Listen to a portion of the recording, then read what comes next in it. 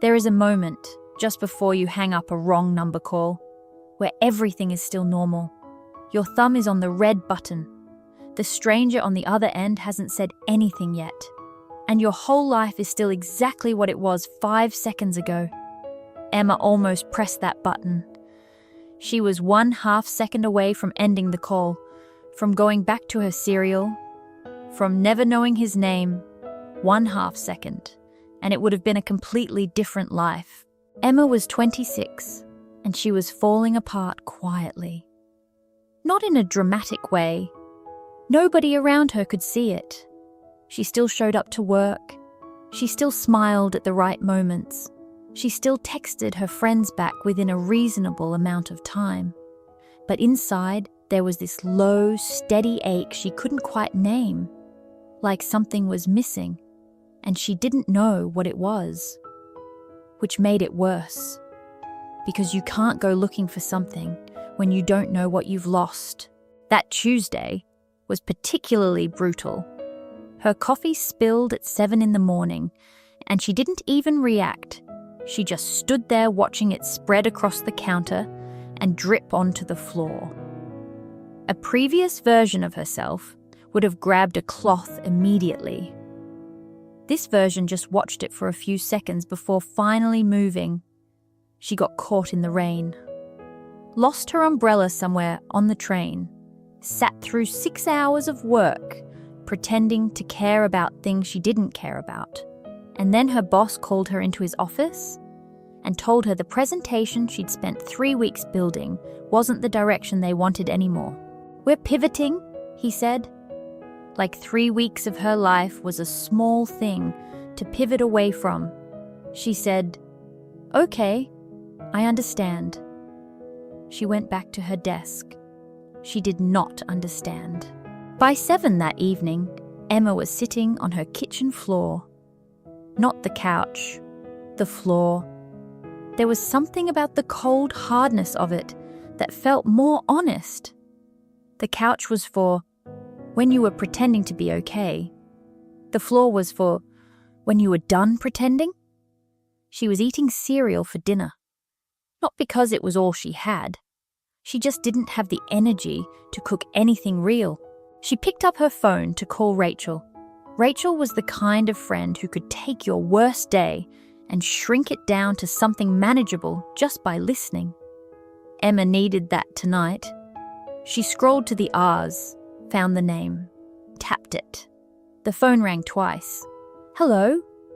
Emma frowned. She pulled the phone away and looked at the screen. It wasn't Rachel's name, just a number, unfamiliar.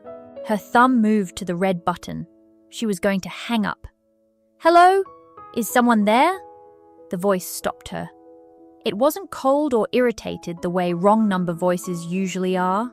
It was calm, a little tired, but warm, genuinely warm, in a way that caught her off guard. She put the phone back to her ear. "I'm so sorry. I dialed the wrong number." A short pause. "That's okay," he said. And then, "Are you all right? You sound like today was hard." Emma blinked. She opened her mouth to say, "I'm fine." The automatic response. The polite one you give strangers. But something about sitting on a cold kitchen floor with a bowl of cereal and 3 wasted weeks behind her made the automatic response feel impossible. "Yeah," she said instead. Quiet, honest. "Today was pretty hard." Me too," he said. "I burned my dinner, and I'm sitting in the dark because I haven't changed the light bulb in my lamp, and I keep forgetting to buy one. So now I'm just sitting here in the dark like some kind of sad metaphor." The laugh that came out of Emma surprised her. Small and sudden. The kind that escapes before you can decide whether to let it out. And on the other end of the line, she heard him smile. She couldn't see it, but she heard it. "I'm Anthony," he said. "Emma," she replied. Neither of them hung up. They talked until 9:30. 2.5 hours, 2 strangers, 2 different cities. 2 people sitting alone in the dark, talking like they'd known each other for years. Anthony lived in Portland, Oregon. Emma lived in Chicago, Illinois. Nearly 2,000 miles between them. And somehow the distance didn't register. Not that night. They talked about their days first, then drifted into other things. The wandering, unhurried kind of conversation you only have when you're not trying to impress anyone. Anthony told her about his grandfather, who spent every Sunday repairing broken radios in a small garage that smelled like machine oil and cedar wood. He said his grandfather believed that everything broken could be fixed if you were patient enough and paid close enough attention. Emma told him about her mother, who still wrote letters by hand and mailed them even to people who lived 20 minutes away. She said her mother believed that handwriting revealed things about a person that typed words never could. "Your mother sounds like someone who pays attention," Anthony said. "She notices everything," Emma said. "It's beautiful and also slightly exhausting." He laughed. Not a polite laugh. A real one. She realized she'd been smiling for the past 40 minutes without noticing. When they finally said goodnight, Emma sat with the quiet for a few minutes after the call ended. The apartment felt different than it had at 7 o'clock. Not fixed, just lighter. She almost didn't text him. She told herself it was a wrong number call, a nice accident. Nothing more. She wrote the message 3 times and deleted it 3 times. At 11:15, she finally sent it. "I hope you remembered the light bulb." She put the phone face down and went to brush her teeth. When she came back, there was a reply. "Still in the dark. Honestly, it's kind of peaceful. Less pressure to look like I have my life together." She laughed alone in her apartment at 11:20 at night. "Good night, Anthony." "Good night, Emma. I hope tomorrow is easier." She thought about those 4 words for a long time before she fell asleep. Not feel better, not cheer up, not it'll be fine, easier. Like he understood that some days don't get better. They just get easier to carry. They texted every day after that. Then they called every evening. Then the calls started happening in the mornings too. Quick ones, 10 or 15 minutes, just to start the day with a familiar voice. Anthony called at 8. Emma called at 9. Most mornings, they were already mid-conversation by 8:30. "You called me," she'd say. "You called me first," he'd say. "I called because you were already calling." "That makes no logical sense." "I know." They'd both laugh. And the morning would feel like it had somewhere good to go. Anthony was a software engineer, precise and thoughtful by nature. The kind of person who paused before speaking, not because he'd lost the thread, but because he was making sure what he said next was actually what he meant.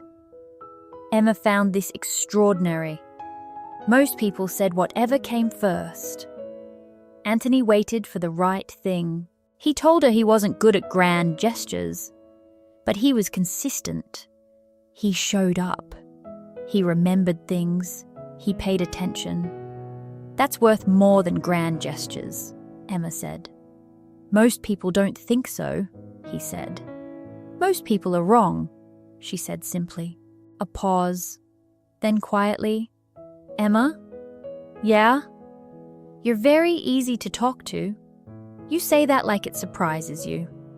"It does," he admitted. "Talking usually feels like work to me. This doesn't feel like anything except good." She held that sentence quietly for days. 3 weeks in, Anthony asked if he could see her face. Just once. Just to match a face to the voice he looked forward to every single day. Emma changed her shirt twice before the video call. She didn't fully understand why. He'd already heard her ugly cry over a work email. He'd heard her sing badly in the car. He knew her in all these small, unguarded ways already. But seeing each other felt like a different kind of knowing. When his face appeared on her screen, Emma felt something happen in her chest. Something quiet and certain. Like a word she'd been trying to remember, finally coming back. He looked exactly as she'd imagined, and completely different, and entirely right. Both things at once. "Hi," he said. She could see now what she'd only heard before, the way one corner of his mouth lifted slightly before the rest of his smile followed. "Hi," she said back. They looked at each other for a long moment. Not awkward, just real. "You look like your voice," Anthony said. "Is that a compliment?" "It's the truest thing I know how to say." 4 months in, the beauty of it was still real. But the cost was becoming real too. Loving someone across a distance is a specific kind of ache. It doesn't announce itself dramatically. It lives in the quiet moments. The Thursday nights when Emma wanted nothing more than to sit beside someone, not talk, not text, just exist in the same space. And the person she wanted was 1,900 miles away. It lived in the small victories that felt half-finished without someone there to share them. Anthony got promoted in November. He called Emma immediately, and she was genuinely thrilled. But when the call ended and he set his phone down, the apartment was empty and silent. The happiness had nowhere to land. It floated there, untethered, and slowly faded. He went for a long walk alone instead of celebrating. He never told Emma that part. Some mornings, Emma would make 2 mugs of coffee out of habit before catching herself. She'd stand in her kitchen, holding both mugs, steam rising from both of them, and feel the specific weight of that small mistake. She never told Anthony that part either. And that, the things they quietly kept from each other, was where the distance began, doing its most patient, most dangerous work. Anthony had a way of going inward when things got heavy. Not cold or cruel, just interior. He'd process privately, and the calls would get slightly shorter, slightly more surface level, until he'd worked through whatever it was and came back fully. Emma noticed every time. "You're somewhere else tonight," she said one evening. "I'm right here," he said. "You're right here, but you're also somewhere I can't reach."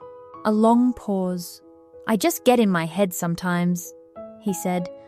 "It's not about you." "I know it's not about me," she said quietly.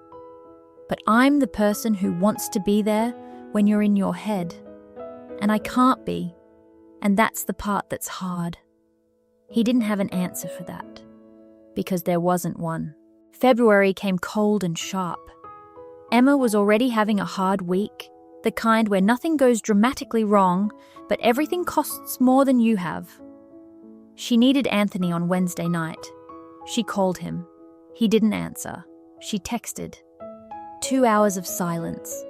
Emotion note tense, vulnerable. Visual scene note. Nighttime apartment. Unanswered call. Unread text. Emma waiting. When he finally called back, his voice had that slightly scattered quality it got when he'd been out. "Hey, sorry.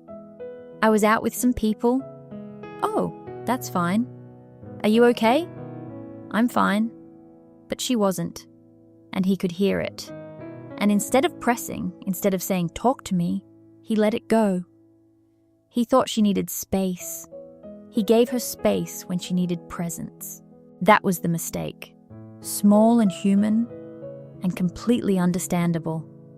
And still a mistake. The next day, Emma's co-worker mentioned, offhandedly, that her friend in Portland had seen Anthony at a restaurant. With a woman. That was the whole story. With a woman. It could have been anyone. A colleague, a friend, a sister. The reasonable part of Emma's brain laid all of this out clearly, but fear doesn't live in the reasonable part of the brain. Fear lives in the part that remembers every time you opened yourself up and got hurt anyway. The part that looks at something good and whispers, "This is when it ends." Emma didn't ask Anthony. She told herself she was being mature, not jealous, not demanding. But really she was terrified of the question, terrified of the answer, terrified of how much the answer mattered. So she pulled back instead. She still answered his calls, still replied to his texts, but slightly slower, slightly shorter. The warmth was still there, but the door was quietly, carefully closing. He noticed within 48 hours, "Emma, what's happening?" "Nothing. I'm just tired." "I know you're tired. This is something else." The question was right there, one sentence away, but saying it meant showing him exactly how completely she had let him in. "I think I need a few days," she said. "Some space." The silence that followed was the longest she'd ever heard from him. Then he said, very carefully, "Emma, if I did something wrong, please tell me. Don't go quiet on me. Please don't go quiet." "I'll call you in a few days," she said. She hung up and sat completely still in the silence she had just chosen. She learned things about herself in those 3 days that she didn't entirely want to know. She learned that she checked her phone every few minutes, even while telling herself she didn't care. She learned that she'd been sleeping on one side of her bed, unconsciously leaving room for someone who had never actually been there. She learned that the apartment had a new kind of empty now, not the empty from before Anthony. That empty had been familiar. This one was shaped exactly like him. Anthony called once. The first night, she watched the phone ring and didn't answer. On the second day, he sent one message. Just one. "I don't know what I did. I've been going back through everything trying to find it. Maybe I hurt you without knowing how. If I did, I'm sorry. I just need you to know I'm not going anywhere. Whenever you're ready, I'm right here, Emma." She read it until the words stopped looking like words. She cried. She was embarrassed about that later. But it was true. She sat on her bathroom floor and cried in a way she hadn't allowed herself in years, because he hadn't gotten angry. He hadn't gone cold or pulled away. Even while she was hurting him, his first instinct was to make sure she knew he wasn't leaving. What kind of person does that? On the third night, she sat by her window. February, rain on the glass. The city outside all silver and quiet and wet. She opened their conversation history and scrolled all the way back, past months of messages, past voice memos and good mornings, all the way up to the very first messages. "I hope you remembered the light bulb." Still in the dark. Honestly, it's kind of peaceful. She sat with those words for a long time. She thought about the kitchen floor, the cereal, the thumb hovering over the red button, the half second that separated this life from a completely different one, and something broke open in her chest. Not painfully, but the way a window breaks open on a stuffy room and suddenly the air moves again. She called him. One ring. Emma. Just her name. The way you say a word when you've been holding your breath for 3 days and someone finally lets you exhale. "I heard you were at dinner with a woman," she said. "Someone mentioned it. And I got scared, and instead of asking you, I just disappeared. I'm so sorry, Anthony. I'm really sorry." A long breath on his end. "Emma?" he said softly. "That was my sister. Maya? She drove up from Salem to surprise me for my birthday. I was saving it to tell you properly the next morning, Emma closed her eyes. "Your birthday," she whispered. "February 9th. She had missed it. In all the fear and the silence, she had missed his birthday entirely. "Anthony, Let me go first," he said gently. "I go inward when things get heavy. I always have. I know that's hard to be on the other side of. I should have let you in instead of going quiet and expecting you to wait. That wasn't fair. I'm sorry. I should have just asked you," she said. "I chose fear instead.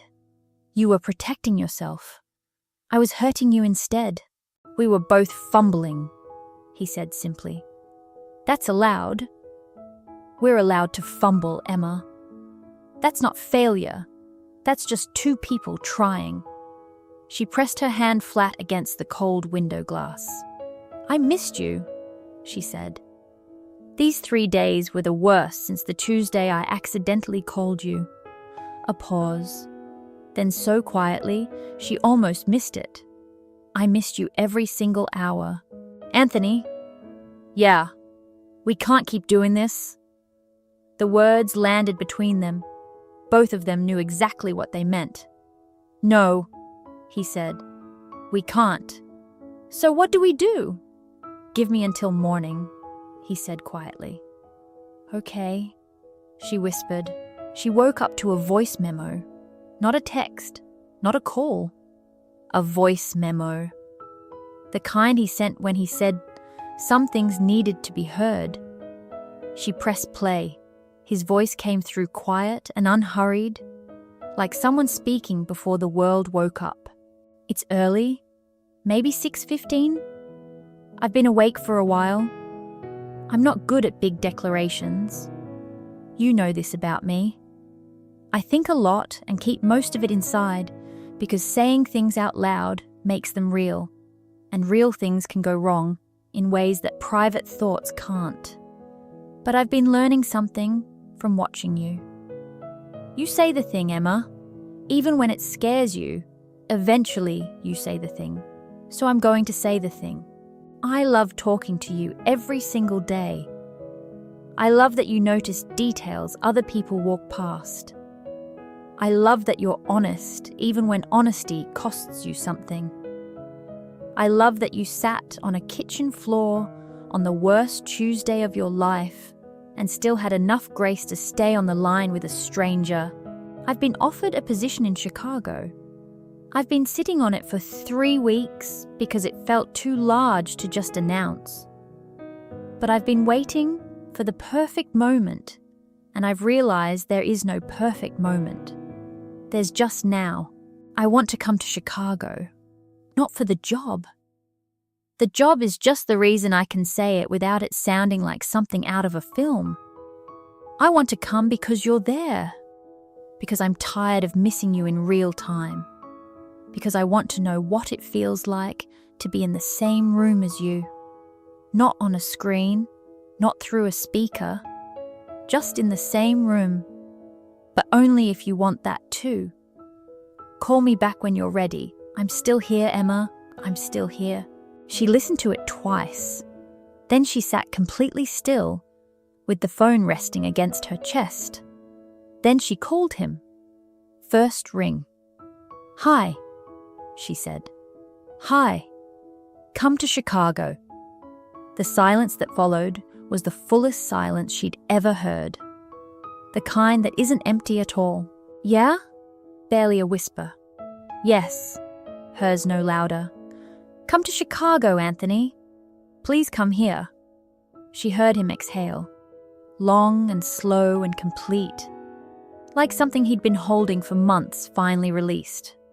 "Okay," he said. Just that one word. It was everything. He came on a Saturday in March. Emma wore the blue shirt she'd been saving for an occasion she could never quite name. She drove to O'Hare, even though Anthony said he'd take a cab. She stood at the arrivals gate with her coat still buttoned and her hands in her pockets so she wouldn't fidget. Her heart was doing something complicated in her chest.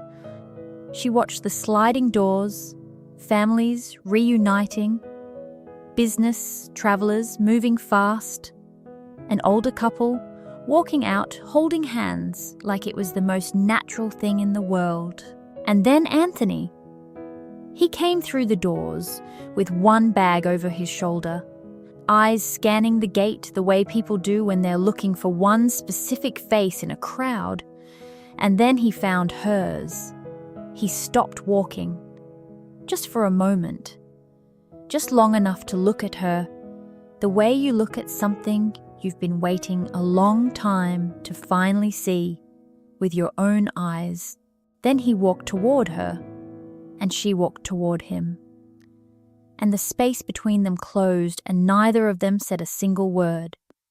He hugged her the way she'd needed to be hugged for months, not careful or polite, real, both arms, completely, like he'd been saving it. She felt the solidity of him, the warmth, the reality of a person who had lived only in her phone and her imagination for so long, suddenly here, actual and present and real. She closed her eyes, and everything that had been stretched thin for months, the distance, the missing, the 3 terrible days, all of it, slowly, quietly let go. They stood there longer than was probably normal for an airport arrivals gate. Neither of them cared even slightly. When they finally stepped back, she looked at his face, really looked, without a screen between them for the first time. And he was looking back at her with that half smile, the one she'd learned to hear long before she ever got to see it. "Hi," she said. Again, just that. "Hi," he said back. They were both smiling in that helpless, uncontrollable way, the kind where the feeling behind it is simply bigger than you are. "You look like your voice," she said. He laughed, a real full laugh. "You stole my line. You gave me good material." They walked out into the city together. March in Chicago, cold and bright. The sky that particular pale blue it turns when winter is finally deciding to leave. "So," he said, glancing sideways at her. "So," she said back. "What now?" She thought about it for exactly 1 second. "There's a restaurant near my apartment," she said. "I always order the same thing, every single time, for 3 years. The same thing, without fail." Anthony looked at her. "The thing you're afraid to order," he said softly. "Yeah," she said. "That one." She looked at him. He looked at her. "I think today I'll try something new." He reached over and took her hand. She held it back, and they walked into the city together. 2 people who found each other through a mistake, who almost lost each other to fear, who chose each other anyway, on a cold, bright Saturday in March. Emma still has that first text saved on her phone. "I hope you remembered the light bulb." She showed it to Anthony once, about a year later. They were sitting on the couch, her couch, their couch by then, and she scrolled all the way back to the beginning and held the phone out to him. He read it, then looked at her. "I did eventually buy the light bulb," he said. "When?" "About 3 days after that call. I was distracted." She laughed. He kissed the top of her head. Outside it was raining, the Chicago kind, heavy and honest. But inside the apartment everything was warm. And every now and then, Emma thought about that Tuesday. The worst Tuesday, the coffee and the rain and the kitchen floor, the moment her thumb hovered over the red button, the call she almost ended, the life she almost missed. She laughed. He kissed the top of her head. Outside it was raining, the Chicago kind, heavy and honest. But inside the apartment everything was warm. And every now and then, Emma thought about that Tuesday, the worst Tuesday, the coffee and the rain and the kitchen floor, the moment her thumb hovered over the red button, the call she almost ended, the life she almost missed. But maybe that's the whole point. Maybe love doesn't follow the plan. Maybe it finds the cracks, the moments when you're sitting on the kitchen floor, too tired to be guarded, just honest enough to stay on the line. The lesson isn't that love is easy. Distance is hard, silence is hard, fear is hard, and choosing to stay, choosing to ask the question, to say the thing, to book the flight, that's hard too. But the right person makes the hard things feel worth it, and sometimes the wrong number is exactly the right call. If this story moved you, share it with someone who still believes in love, or someone who needs to remember why they should. And whatever you do, stay on the line. You never know who's waiting on the other end.